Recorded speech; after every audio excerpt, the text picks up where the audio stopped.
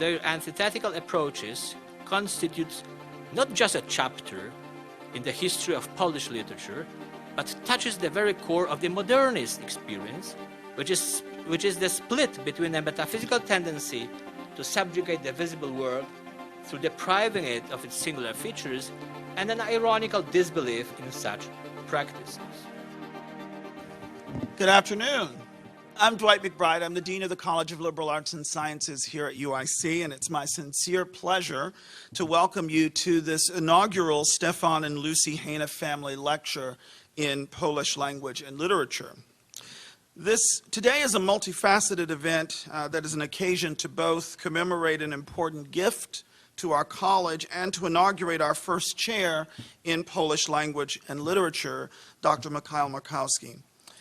We will also have an opportunity to explore the larger scope of literary nationalism and identity through Dr. Markowski's lecture, What is Polish Literature? He was telling me before, in a joking manner, I'm sure joking, I hope at least, he says, of course I don't know what the answer to the question is, but we'll see how the lecture goes nonetheless. But we're also here, in addition to that, to celebrate the presentation of the 2010 Found in Translation Award, about which I'll say a bit more in a moment. It's always heartening to see such a large audience at an academic event held at the end of the day. For far too often, our work as teachers, researchers, and administrators in academia takes precedent over the time to reflect and celebrate.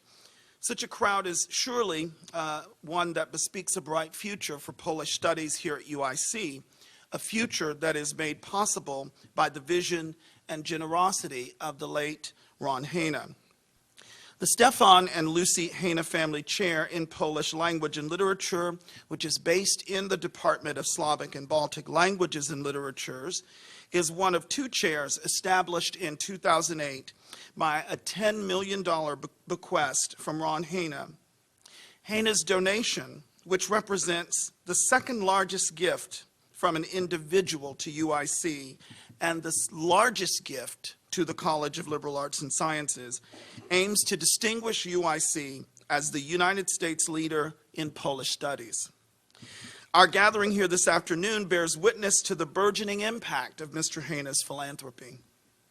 It is also my pleasure to share this program with some very esteemed guests who are here today to present the 2010 Found in Translation Award. Established in 2007 by the Polish Book Institute in Krakow, the Polish Cultural Institute in London, the Polish Cultural Institute in New York, and WAB Publishers in Warsaw.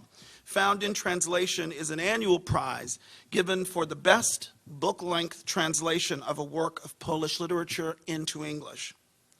The recipient receives a monetary prize and a 3-month residency in Krakow funded by the Book Institute. To introduce our distinguished guests who've traveled to Chicago to be with us today on this very special occasion, and to present the 2010 Found in Translation Award, it is my pleasure to welcome to the podium Jerzy Onuk, the director of the Polish Cultural Institute in New York City.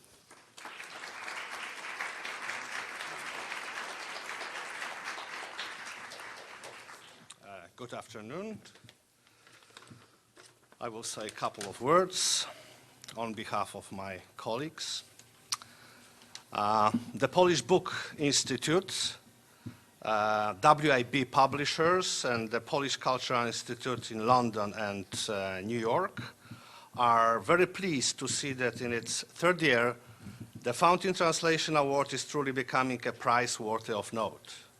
The block of the 4 logos of the award's founding institution is coalescing into a recognizable symbol of the Found in Translation Award. When we informed Grove Atlantic, the publisher of Miss Borchardt's fine translation of Witold Gomprowicz's novel Pornografia, that the book had received our prize, they immediately announced it to the press, gave it a prominent place on the front page of their website, and stated that in the next printing they would announce on the cover of the book. The press took notice with announcement in the New York Times and surprising range of responses from bloggers and internet news sources. Most importantly, people who may not know the Polish language are reading the work of Witold Gombrowicz and are thinking and writing about his ideas. Danuta Borchardt, our honoree, is a writer, translator, and a former psychiatrist. She is most well known for her excellent rendition of the work of Witold Gombrowicz. She won the 2001 National Translation Award for her version of Gombrowicz's foundational novel Ferdydurkę, and has also translated his late novel Kosmos, both published by Yale, and her next project will be a new translation of Gombrowicz's most untranslatable novel Transatlantic, stylized after the Baroque memoir of Jan Pasek, for which it is difficult to imagine an analog in English. Recently, Ms. Borchardt has also been translating the work of Polish late Romantic poet Cyprian Kamil Norwid with scholar Agata Brajerska-Mazur, and their work has appeared in the Polish Review, Salmagundi, and The Dirty Goat. Her collection of Norwid's poems is scheduled to come out from Archipelago Books in 2011 under the title Vademecum and Other Poems. Ms. Borchardt's own fiction has appeared in the journal Exquisite Corpse, edited by Andrei Cordescu. The growing prominence of the Fountain Translation Award is a sign that it's an exciting time for the circulation of Polish literature in the English-speaking world. This year we have new translation of important works by Olga Tokarczuk, who has been widely translated into other European languages, Zbigniew Herbert, whose essay on art and culture, translated in a new collection, have not yet received the recognition that his poetry has, essayist and novelist Jerzy Pilch, well known in Poland for his dirty wit and biting satire, poet Miłosz Biedrzycki, who makes a powerful impression in English and in Polish wherever he reads, Tadeusz Różewicz, who remains an important voice in the age of post-communism, Wiesław Myśliwski, whose epic of modern rural Poland will be available for the first time in English later this year, and Wisława Szymborska, whose luminous collection of verses entitled Here will be available next month in a bilingual edition.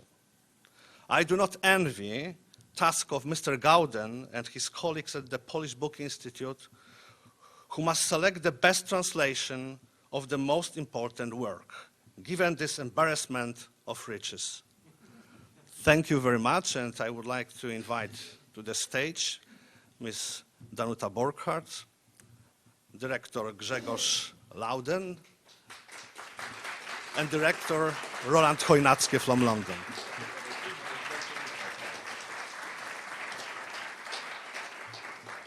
Good evening, ladies and gentlemen. I just wanted to stress that the Fountain Translation Award consists of two main elements.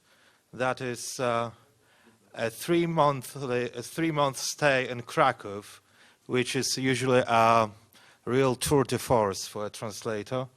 The diploma, and the third one, financial encouragement, shall I say, 10,000 zloty, which is, depending on the day, between $3,000 and $4,000. Thank you.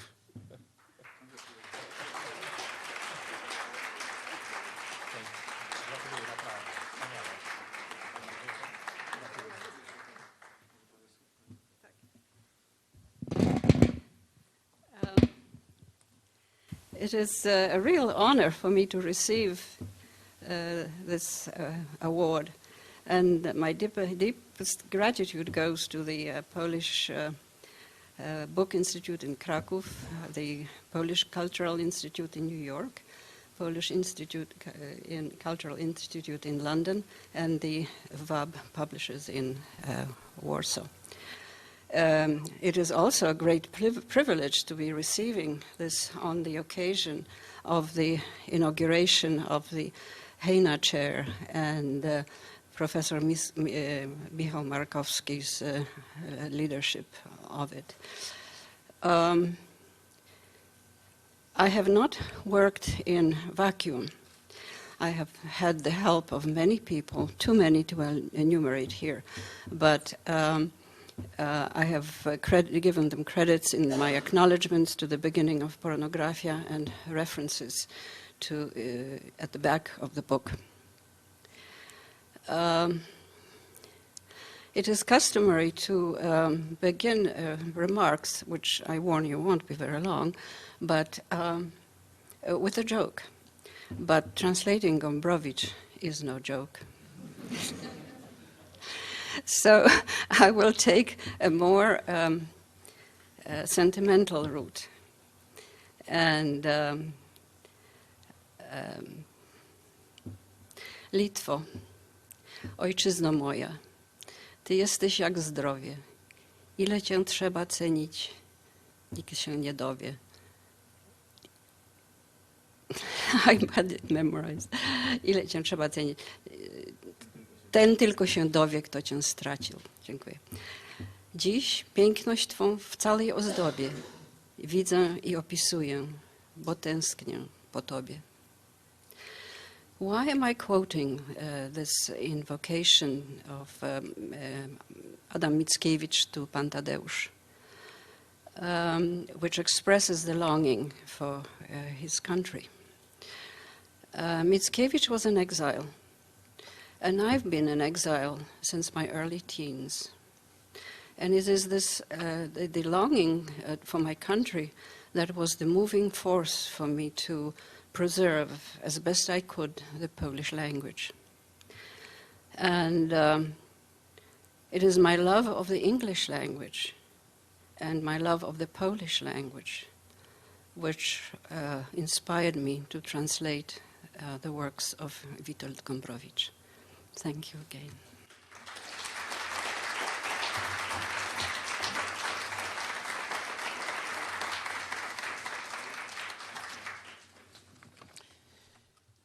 It is now my honor to introduce to you the Stefan and Lucy Hejna Family Chair in Polish Language and Literature, Dr. Markowski. Before coming to UIC, Professor Markowski was the director of the Center for Advanced Studies in the Humanities and chairman of the International Polish Studies at Jagiellonian University in Krakow, Poland. A highly respected and extraordinarily prolific public intellectual in his native Poland, Professor Markowski is the recipient of numerous awards and honors.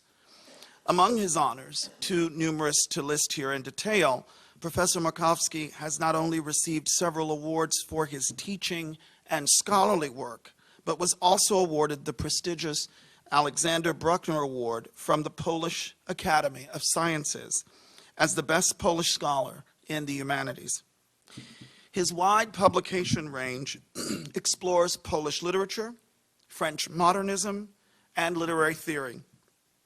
The author of more than 150 essays, that's correct, 150 essays, as the academics in the audience gawk, and over 20 books. Professor Markowski also currently serves on the editorial board of the journal Slavic Review. His forthcoming book, The Humanities After Deconstruction, explores contemporary humanities scholarship after the emphasis on theory and brings together the results of a 3-year master grant for research that he received from the Foundation for Polish Science. And it was indeed that book that was the subject of some of our conversation when he was visiting with me for the very first time here on campus. Professor Markowski's talk today, which is entitled, What is Polish Literature?, represents an opportunity for us not only to explore a field perhaps unknown to many, but also stands as an expression of UIC's commitment to fulfilling Mr. Hejna's ambitious goal. Please join me in welcoming the very first, the inaugural Stefan and Lucy Hejna Family Chair in Polish Language and Literature, Dr. Mikhail Markowski.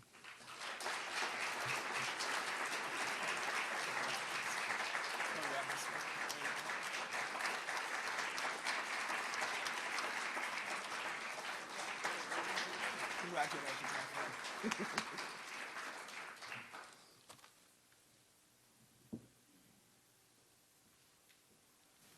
friend. It's a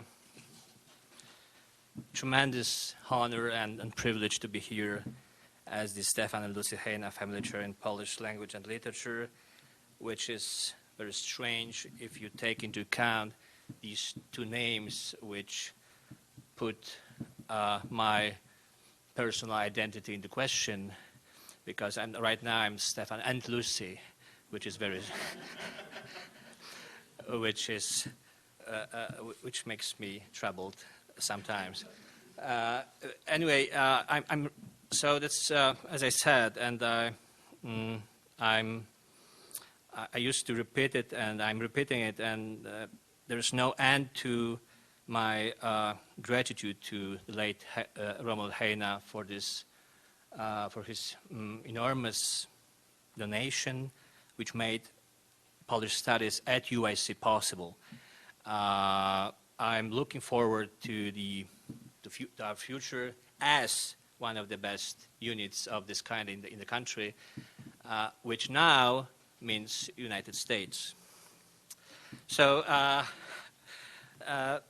the list of credits is so long that I won't read it at all. So please forgive me if I skip this traditional part of this ceremony and I go to my lecture instead, which is titled as it is, What is Polish Literature?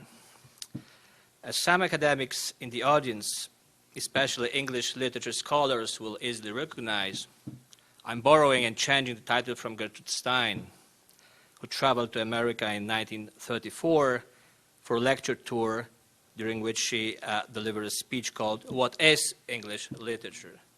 I'm changing it slightly by adding a question mark, which makes my speech more hesitating and inquiring than simply affirming.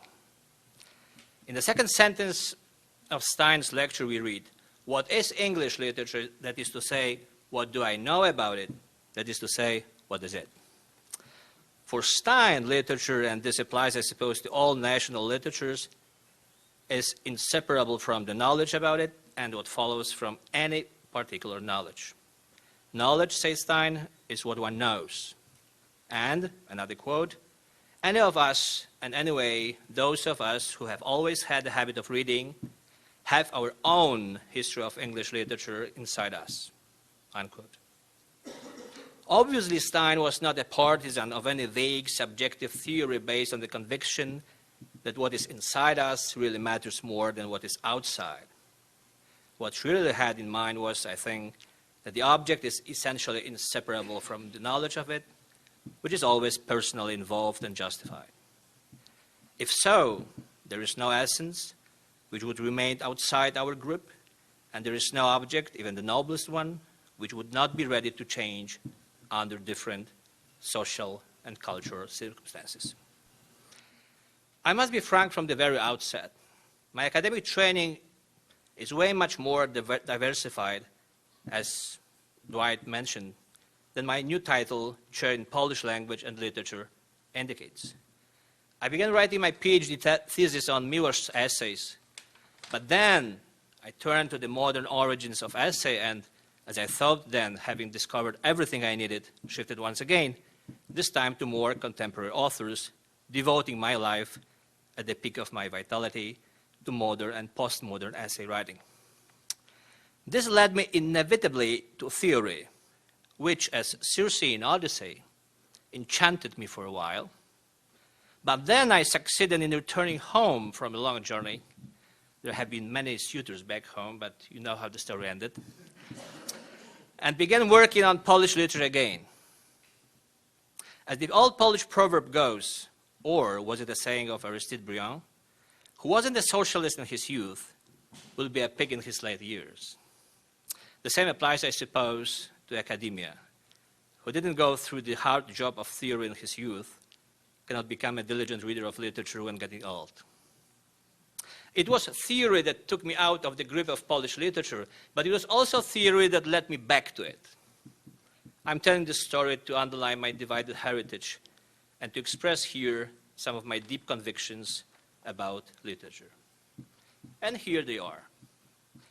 There is no such a thing as literature as such, because literature changes its substance according to languages we choose to cope with it. Change the place that gives you an access to the world, and you will inhabit another reality. Change the language you use to interpret literature, and you will have at hand different texts. Change the place to live, and your national character will be more complex than you expected. Obviously, texts will remain the same, written and given to their readers, but what will change is their meaning for us.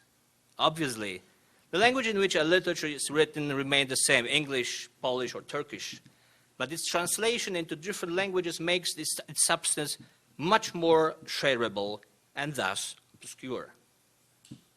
As Stanisław Brzozowski wrote at the beginning of the 20th century, following his teacher Friedrich Nietzsche, quote, "That which presents itself to the individual historian as a fact is always in some measure a creation of his mentality, of his particular interests, etc." Unquote. That would mean that there are many Polish literatures, not just one, and their shape would depend on our needs and interests, whose name is legend. Tell me which Polish literature you consider a proper one, and I will tell you who you are. Neither of them is superior to any other, and as we know, the worst thing is to claim that all evaluations are good, but one of them is better or even the best. If Nietzsche and Brzozowski, two modern philosophers, maintain that the facts do not exist, then they only wish to say as much as that facts alone in themselves do not exist independently of interpretation. Facts and events exist. Of this, there is no doubt. Writers live, they write books and publish them, but the meaning of these facts is not at all obvious and is constantly subject to interpretation. Polish literature has to be written in Polish language, that's for sure. But what about Polish texts translated into different languages and taught in the classes where nobody speaks Polish and nobody cares about Polish literature as such, but everybody is under the great impression of Wisława Szymborska's wit, Zbigniew Herbert's virtue, or Bruno Schulz's convoluted style? Can we say that those students distort the sense of Polish literature, depriving it of its inherent qualities? Or, on the contrary, can we be sure that it's translation that makes Polish literature alive? According to post-Hegelian philosophy, known also under the label of deconstruction, an identity that does not imply in itself a negation of its simple substance is only an empty form, unable to develop itself and doomed to perish. To use another very voguish idiom, we might say that what does not negate itself through its other, however defined, cannot even assume its own identity. It leads me to a logical conclusion quite appropriate under these circumstances, that translation is an indispensable moment in the life of each text, and not something that would come from the outside as a contingent supplement. Each text is potentially translatable, even if it doesn't find as yet a proper translator for its survival. But if this law of translation applies generally, we face another serious problem here, which I would like to formulate this way. As long as texts are subject to translation, which takes place, as I said, prior to any empirical attempt at rendering them, they are already dispossessed of their uniqueness. They expose themselves to other languages, to other cultures, which in their turn cannot not to mistake them, misunderstand, and misread. This textual misery constitutes the very fate of a literary text. So we should not be surprised if miscomprehension occurs. We live due to incomprehension because if we understood each other completely, there would be no room for life or, which is for me the same, for literature. On the other hand, however, we cannot not to claim to understand each other because not aiming at understanding other people, other texts, we would deprive ourselves of the glue which makes us human. Between these two extremities, total understanding on the one hand and total misunderstanding on the other, flourishes what makes our life, both in private and social space, worth living. This in-between element in which our life is restlessly immersed, I call interpretation. In the most general terms, our modernity has developed two philosophies of interpretation. The first assumes that interpretation merely uncovers a pre-existing and ready-made meaning. The second, however, assumes that interpretation creates a meaning which didn't previously exist or which existed only in its potential. The first, which we shall call the essentialist or metaphysical one, treats interpretation as the uncovering of the hidden essence of things. The second, pragmatic or cultural approach, considers that interpretation is a tool for effective action. The essentialist approach to interpretation maintains that through it we come to know the world as it is, independently of any particular point of view. The pragmatic or cultural approach treats interpretation as an inventive contextualization of facts and assumes that each individual reading, in a different way and for different reasons, makes its selection of facts and precisely in this way affects some change in the world. Maybe it is not by chance that two major Polish writers who overshadowed with their presence almost the whole past century and still determine our thinking about Polish literature reflect in their contrast the above-mentioned polarity of the modern consciousness.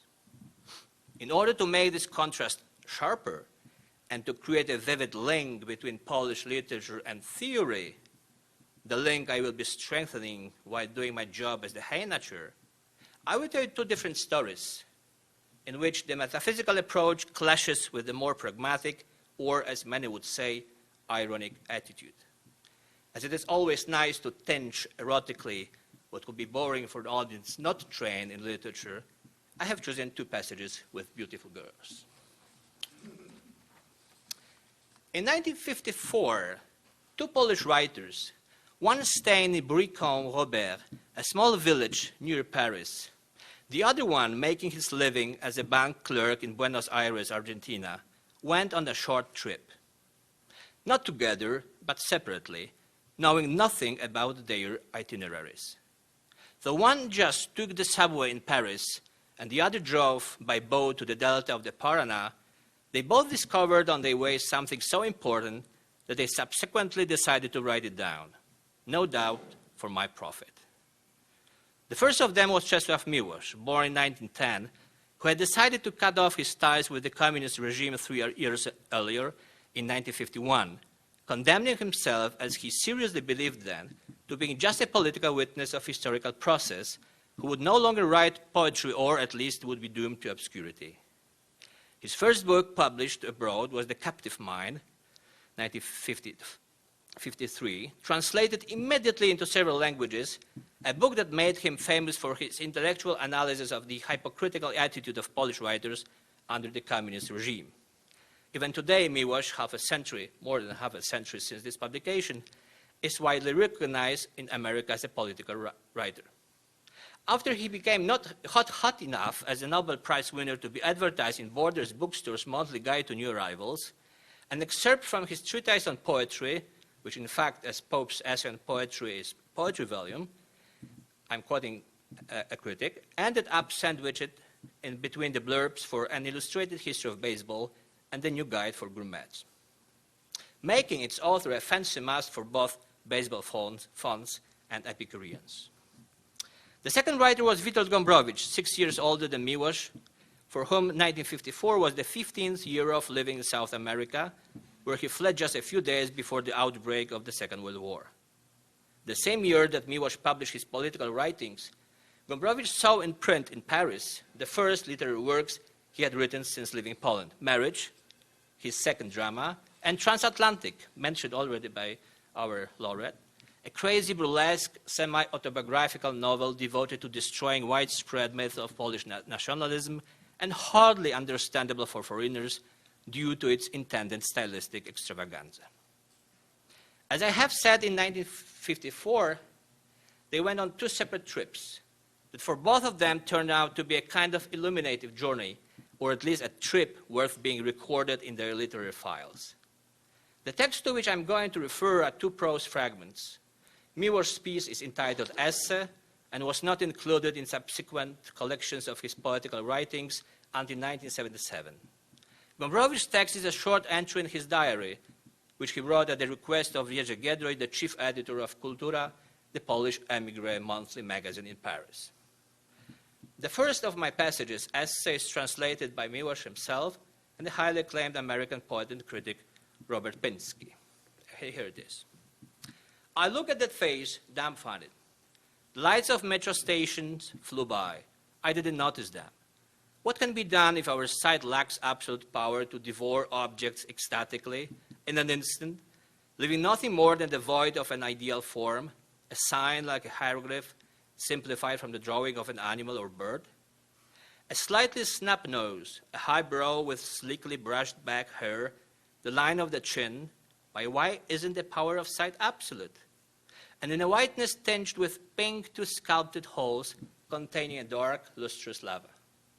To absorb that face, but to have it simultaneously against the background of all spring bows, walls, waves, in its weeping, its laughter, moving back 15 years or ahead 30, to have. It's not even a desire, like a butterfly, a fish, the stem of a plant, only more mysterious. And so it befell me that after so many attempts at naming the world, I'm able only to repeat, harping on one string, the highest, the unique avowal beyond which no power can attain. I am, she is. Shout, blow the trumpets, make 1,000 strong marches, leap, rend your clothing, repeating only, is. She got out at Raspai. I was left behind with the immensity of existing things, a sponge, suffering because it cannot saturate itself, a river, suffering because reflections of clouds and trees are not clouds and trees. And now we taught Gombrowicz, rendered into Polish by Lilian Vali. We drove to Tigre in the delta of the Parana. Our motorboat cruised along the dark and quiet surface that ripples through a forest of islands. All is green, blue, pleasant, and fun. We stopped and picked up a young girl who, how should I say this? Beauty has its secrets. There are many such beautiful melodies, but only a few are like a hand that strangles. Her beauty was so fetching that everyone felt strange and perhaps even bashful. No one dared betray that he was watching her, even though there was not a pair of eyes that was not casting furtive glances at her luminous being. The girl then calmly began to pick her nose.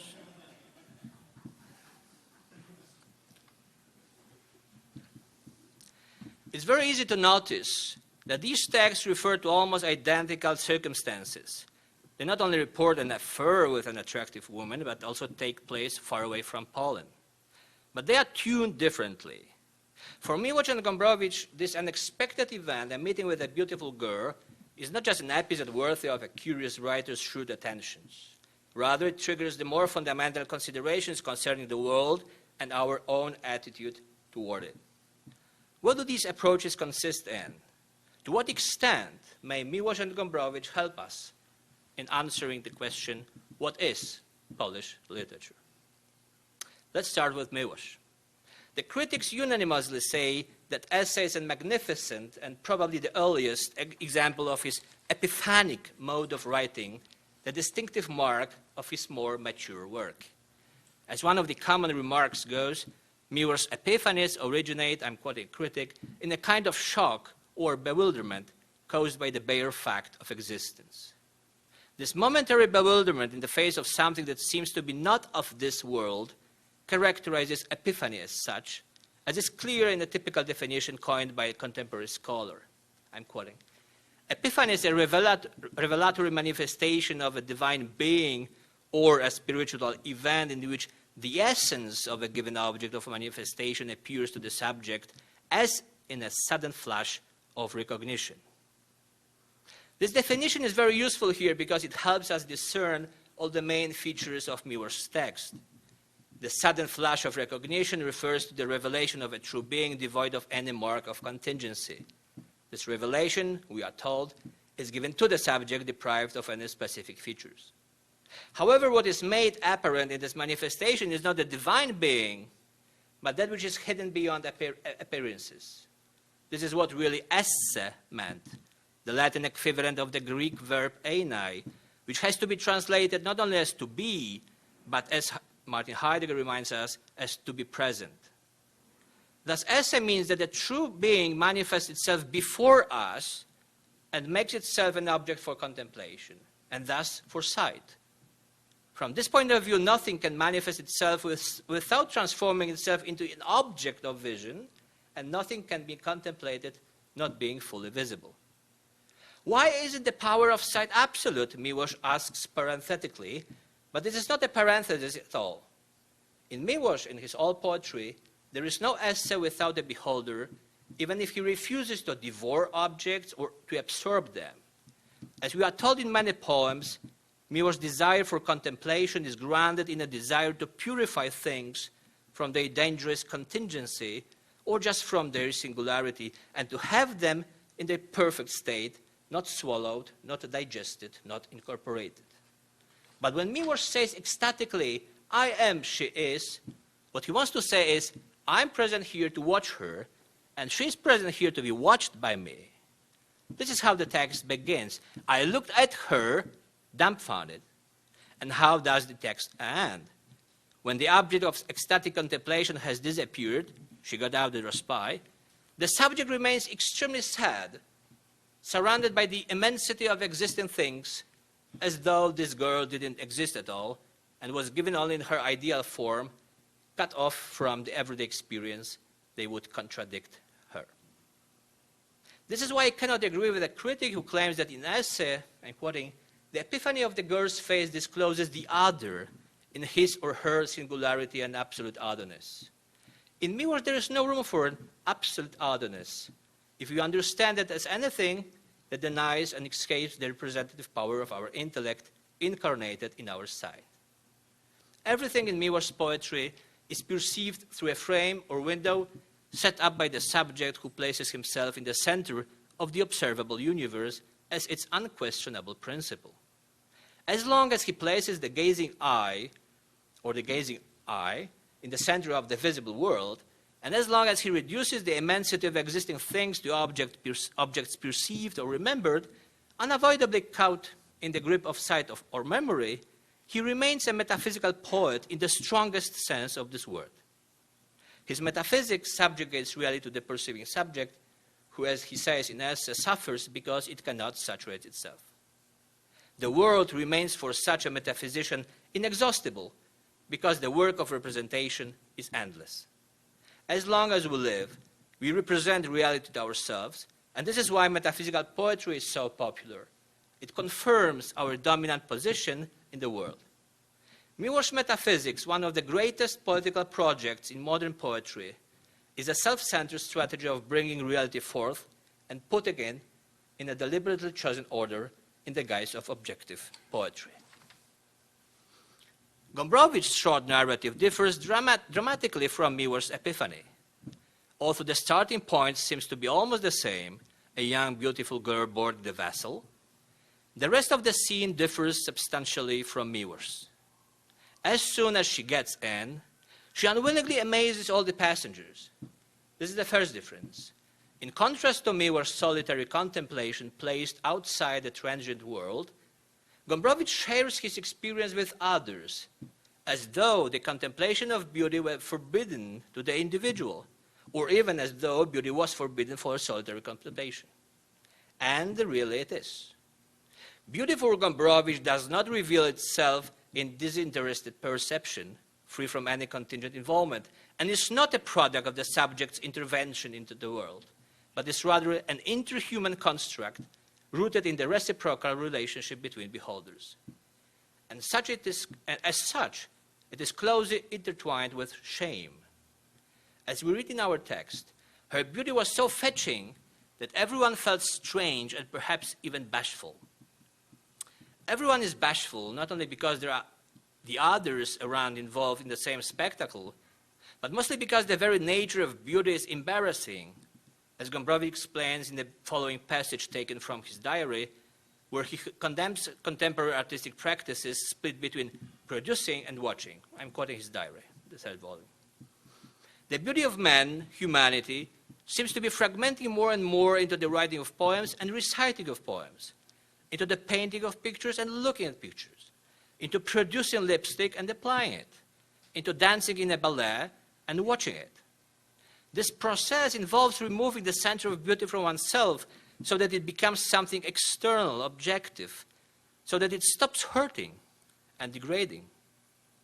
In my capacity as a poet, want to return to the beauty of the human species, its wild, primal, embarrassing, unrelenting sense, its personal sense.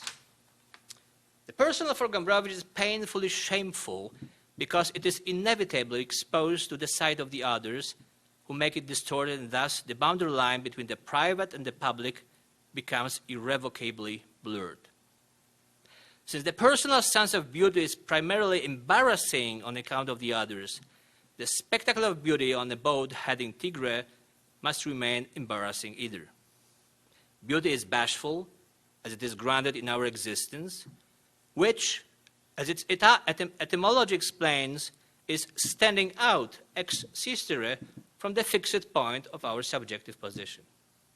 If for me standing out was possible only as stepping back from existence into the timeless realm of the eternal essences, for Gombrowicz being embarrassed is the only way to grant him an in-existence, which is everything except contemplation. Stepping back from oneself, one ceases to be in the command of reality, mostly because the other watches you, and doing so makes you highly embarrassed. Beauty for Gombrowicz dispossesses us, and this is why encountering it, we are doomed to feel uncomfortable. There is, however, something more surprising in Gombrowicz's text that makes it much more incompatible with Miłosz. At the end of the secret spectacle of the uncanny beauty, the breathtakingly beautiful girl calmly begins to pick her nose. Gombrowicz doesn't provide a commentary to that bad behavior because he does not need any. The scene speaks for itself. Every act of admiration, even one so furtively performed, is underlined by a debasement, which, after having appeared, contaminates it with impurity. There is no beauty, Gombrowicz seems to argue, that does not degenerate into parody. This is a recurrent motif in Gombrowicz's work. Reality incessantly mocks or mimics itself and produces distorted doubles that undermine the simple relationship between a subject and object. There is no possibility of establishing a secure distance between them, and thus no means for disinterested contemplation. Beauty is sentenced to self-betrayal, and in this betrayal the real otherness emerges, an uncontrollable one. If in Miłosz the other is totally subjugated by the beholder, in Gombrowicz the other escapes the gaze by ruining any respect for its conventional beauty.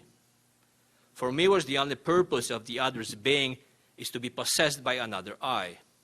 For Gombrowicz, on the contrary, the other gets out of the subject's control by demeaning itself. If in the first case the eye is indefatigably vigilant, in the second one it is exposed to shame. Now I can summarize the opposition between Miłosz and Gombrowicz, and I'm inclined to call it a tension between the metaphysical and the ironic model of literary experience. By way of short explanation, I should briefly refer to the conflict between metaphysics and irony as delineated by Richard Rorty in his book Contingency, Irony, and Solidarity. For Rorty, a metaphysician assumes that the language he possesses is not his invention or heritage, but rather an adequate instrument that refers to something which has a real essence. Metaphysicians try to get closer and closer to the way things really are, and constantly bother with a true and satisfactory description of reality.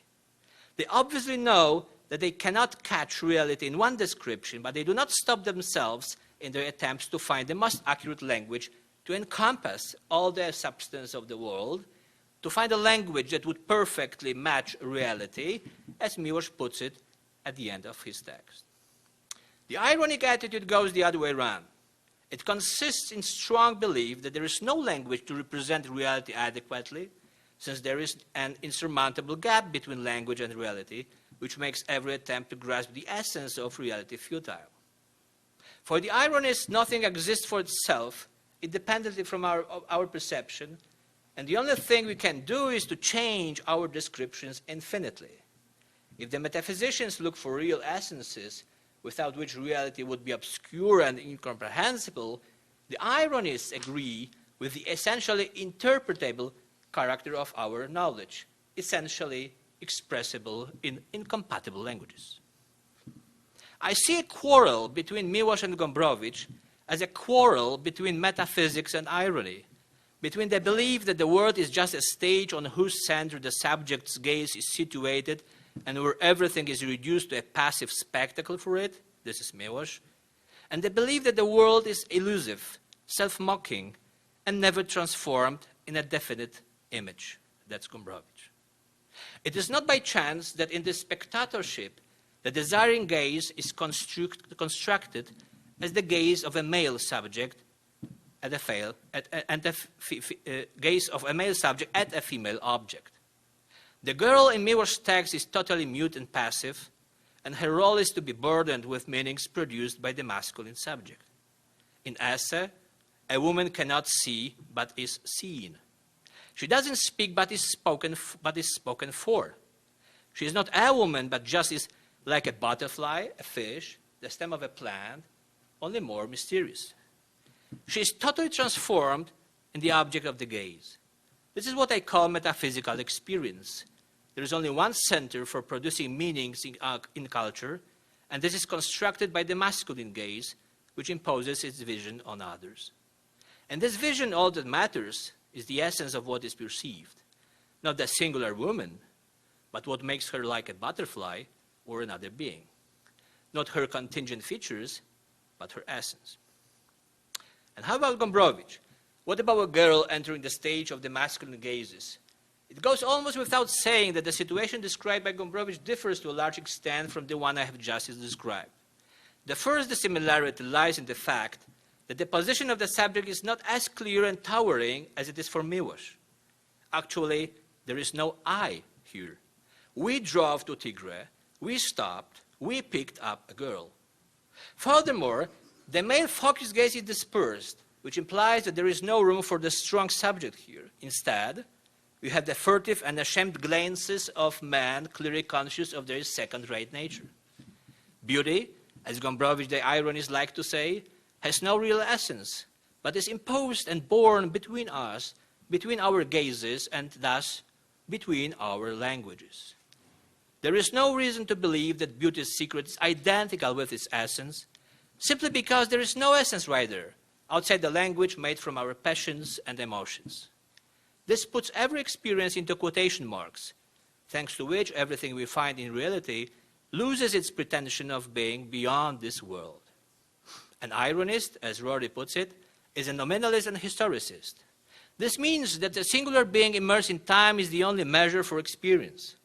That, as Gombrowicz would say, the only solution for a writer is, I'm quoting his diary, to see the concrete world anew. When a beautiful girl picks her nose, she eludes all ideas about her and all expectations.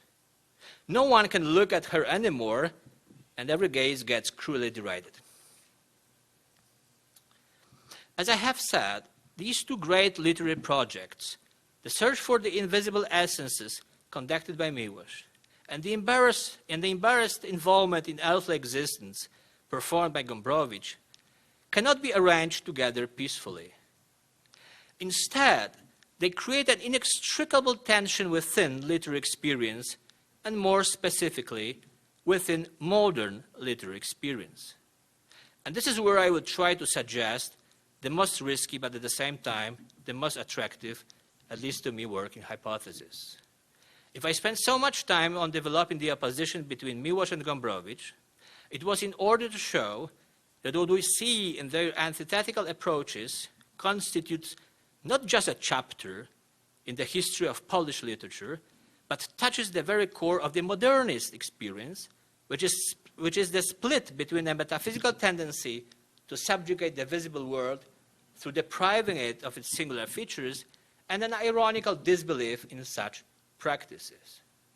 As read through the lenses fabricated by Miłosz and Gombrowicz, Polish literature spectacularly performs a tension which can be easily found at the very heart of modernist literature, which could lead me to conclusion that without Miłosz and Gombrowicz, we would be unable to understand our modern condition. Polish literature, then, is not something exotic to be contemplated from a distance, like a girl in subway, but something ironic that summons up the existential engagement of ours as it happened to the embarrassed man on the boat.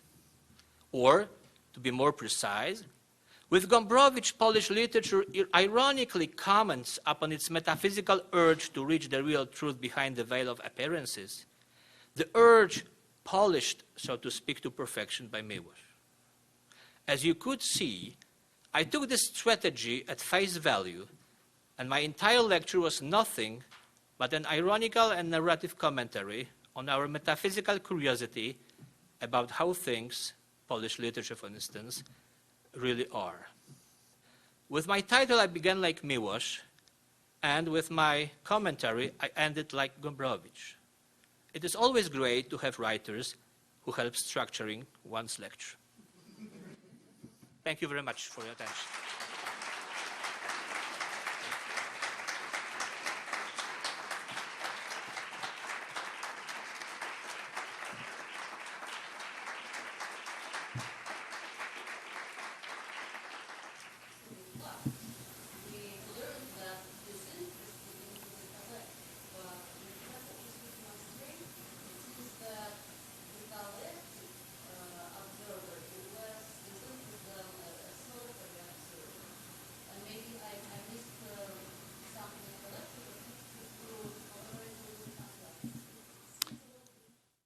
The question is whether the collective beholder is less disinterested than the solitary one.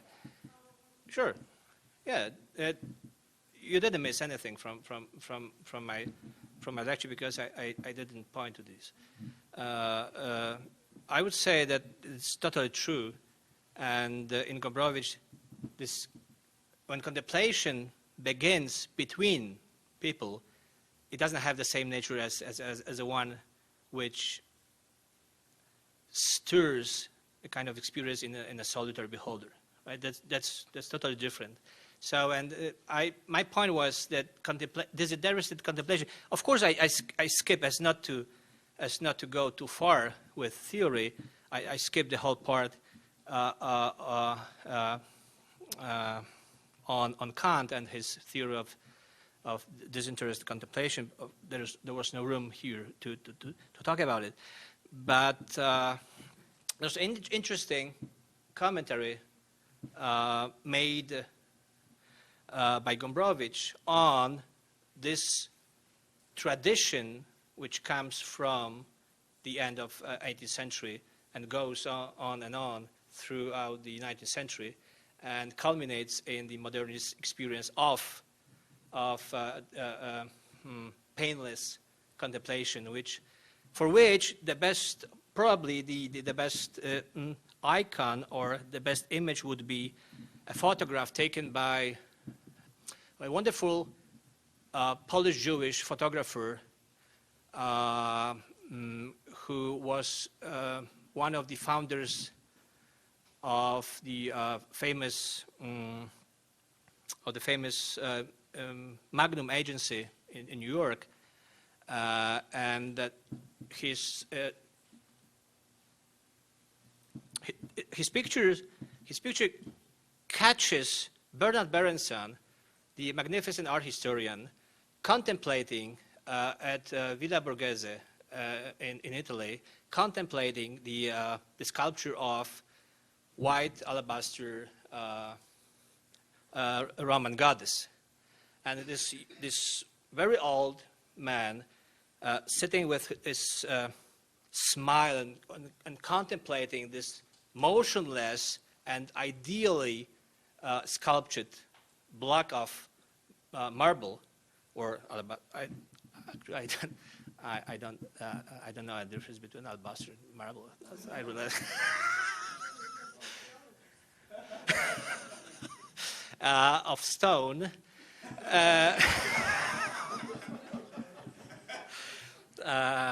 some kind. So,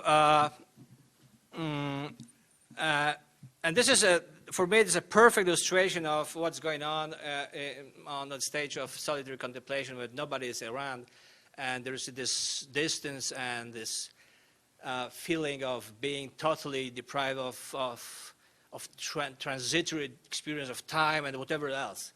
So, and in Gombrowicz, we don't have this kind of experience at all, quite the opposite, right?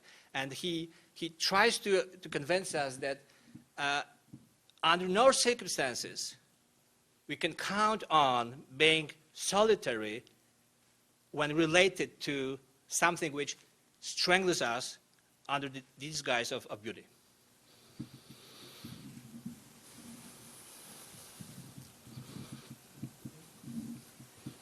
As I'm a bureaucrat, my question will be predictably unrelated to the work that you are.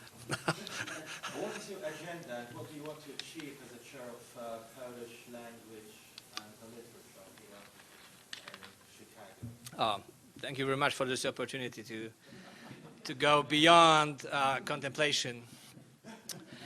So there's a lot of things to do, and I have already started my duties as the HENA chair, and as an addition as a head of Slavic department, which is for me an incredibly huge privilege to project some things and to create something which hasn't existed.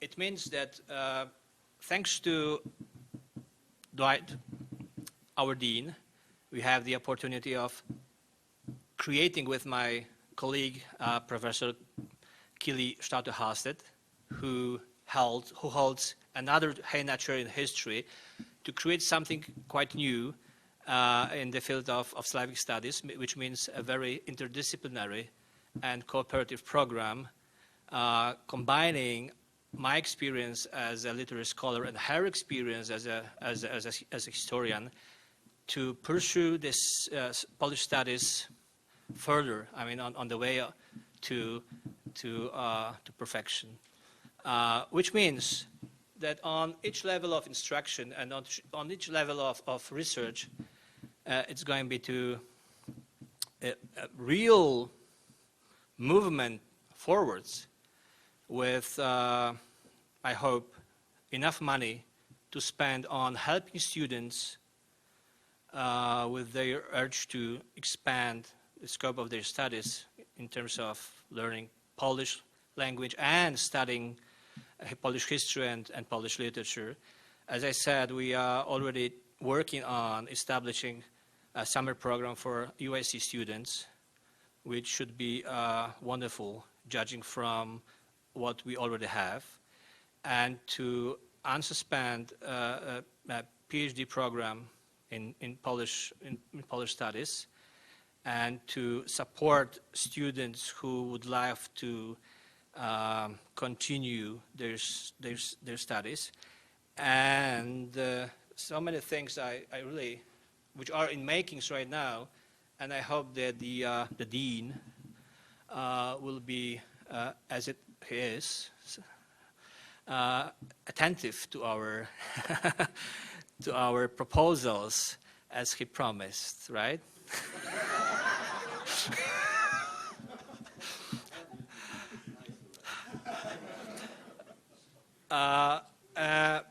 So it's not just my chair, just the Slavic department, but it's history department, and we go for a joint program, which would be the first one of this kind here, combining our experiences in different fields, and we are looking forward to it. And of course, as there's a lot of different things which will happen due to the help of you gentlemen in the first row, which means that I'm so glad to confess that I have a strong support, emotional, personal, and I suppose financial, from the Book Institute, from my colleagues from London and from New York.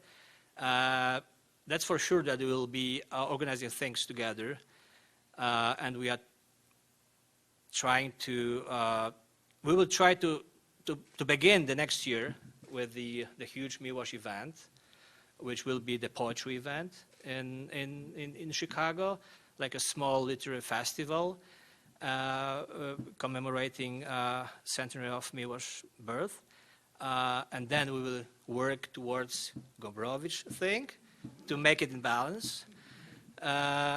So we are thinking about establishing the very serious series of books covering Polish literary experience in the 20th century, which is the huge project, and we'll have to find responsible editor and publisher.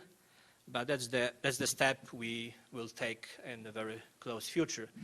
There's a lot of things which will be revealed continuously as I work here as the Hejna chair. And another thing, director whispers, there is a,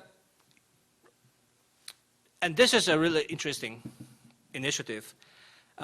Bruno Schulz, who has been around in the translation for years and has so many devotees in literary world in America, he's so badly translated into American. So we decided to launch a new contest for translators to combat already existing translation and to go in fight with Penguin, who has rights for the existing translation. So probably in the very close future, we will announce in the States and in United Kingdom an open contest for translators to compete and to provide new translation of one of the really greatest writers of the 20th century. I don't come as a scholar, however, we are fortunate in Chicago with being the site of the Poetry Foundation. And one of the things that saddens me is that they have not yet had any prize or other recognition of translation, which is a hugely difficult task indeed. And it strikes me that since you're going in that direction, you might, as one of your other tasks, become the lobbyist to the Poetry Foundation of an appropriate prize in translation of poetry, particularly of Polish poetry. Oh, thank you very much. It helps me a lot. I already sent several letters to the Poetry Foundation, and these letters concerned not a prize for translation, but probably they will publish a good selection of Polish poetry the next year in the fall issue of Poetry Magazine. And who knows, maybe they will contribute to bringing over a very distinctive, that's my hope at least, a very distinctive Polish poet to teach Polish poetry and European poetry since the next fall. So that's thank you very much for it.